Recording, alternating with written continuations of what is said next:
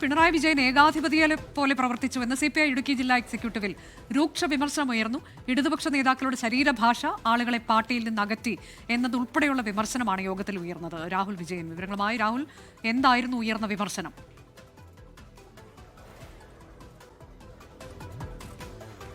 അനുജ, ഇടുക്കി ജില്ലയിൽ CPI മത്സരിക്കുന്നത് പീരുമേട്ടിൽ മാത്രമായിരുന്നു. ഇവിടുത്തെ തോൽവി കനത്ത തോൽവിയാണ് ഇത്തവണ CPIക്ക് നേരിടേണ്ടി വന്നത്. അതിന് പിന്നാലെയാണ് ഇപ്പോൾ അതിരൂക്ഷ വിമർശനം പിണറായി വിജയന് നേരെ ഉയർന്നിരിക്കുന്നത് എക്സിക്യൂട്ടീവിൽ എന്നുള്ളതാണ് ഏറ്റവും പ്രധാനപ്പെട്ട കാര്യം. ആളുകൾക്ക് അവമതിപ്പുണ്ടാക്കുന്ന പ്രതികരണങ്ങൾ മുഖ്യമന്ത്രിയുടെ ഭാഗത്തു നിന്നുണ്ടായി. അത് ആളുകളെ കൂടുതൽ അകറ്റി എന്ന തരത്തിലാണ് ആ പ്രതികരണങ്ങൾ ഉണ്ടാക്കിയിരിക്കുന്നത്.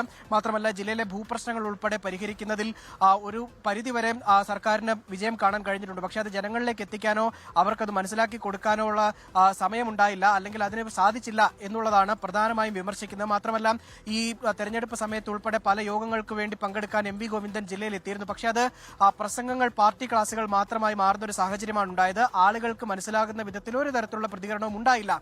മാത്രമല്ല, ഈ തോൽവിയുടെ കാരണത്തിൽ പ്രധാനമായും എക്സിക്യൂട്ടീവിൽ ഉണ്ടായിരുന്ന അംഗങ്ങൾ സ്ഥാനാർത്ഥി ഉൾപ്പെടെ വിമർശിക്കുകയും ചെയ്യുന്നുണ്ട്. ഒരു തരത്തിൽ സ്ഥാനാർത്ഥിത്വം പിടിച്ചു വാങ്ങിയ പോലെയാണ് എന്നുള്ള തരത്തിലുള്ള വിമർശനവും ഈ K. സലീംകുമാറിനെതിരെ ഉയർന്നിട്ടുണ്ട്. മാത്രമല്ല, K. സലീംകുമാർ ഇതുമായി ബന്ധപ്പെട്ട് പറയുന്നത് കൂടെ നിന്നവർ തന്നെ കാലുവാരുന്ന നിലയിലേക്ക് കാര്യങ്ങൾ പോയി. അതുപോലെ തന്നെ മറ്റ് എതിർ സ്ഥാനാർത്ഥിയെ ജയിപ്പിക്കുന്നതിന് വേണ്ടിയുള്ള ഇടപെടൽ ചിലരുടെ ഭാഗത്തു നിന്നെങ്കിലും ഉണ്ടായിട്ടുണ്ട്. അങ്ങനെ എല്ലാ തരത്തിലും അതിരൂക്ഷ വിമർശനം പല ഭാഗങ്ങളിൽ നിന്നായി ഇന്നലെ ഉയർന്നു ഈ ജില്ലാ എക്സിക്യൂട്ടീവിൽ എന്നുള്ളതാണ് ഏറ്റവും പ്രധാനപ്പെട്ട കാര്യം. അതിൽ എടുത്തു പറയേണ്ടത് പിണറായി വിജയനെതിരെയും MV ഗോവിന്ദനെതിരെയും ഉയർന്ന വിമർശനം തന്നെയാണ്.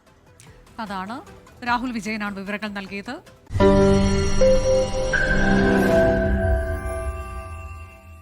ലോകത്തെവിടെയായാലും ഏത് സമയത്തും 24 വാർത്തകളും ഓഗ്മെന്റഡ് റിയാലിറ്റി പാക്കേജുകളും എക്സ്പ്ലെയിനറുകളും വിശദമായി കാണാൻ ഞങ്ങളുടെ YouTube ചാനൽ നിങ്ങൾക്ക് സബ്സ്ക്രൈബ് ചെയ്യാം.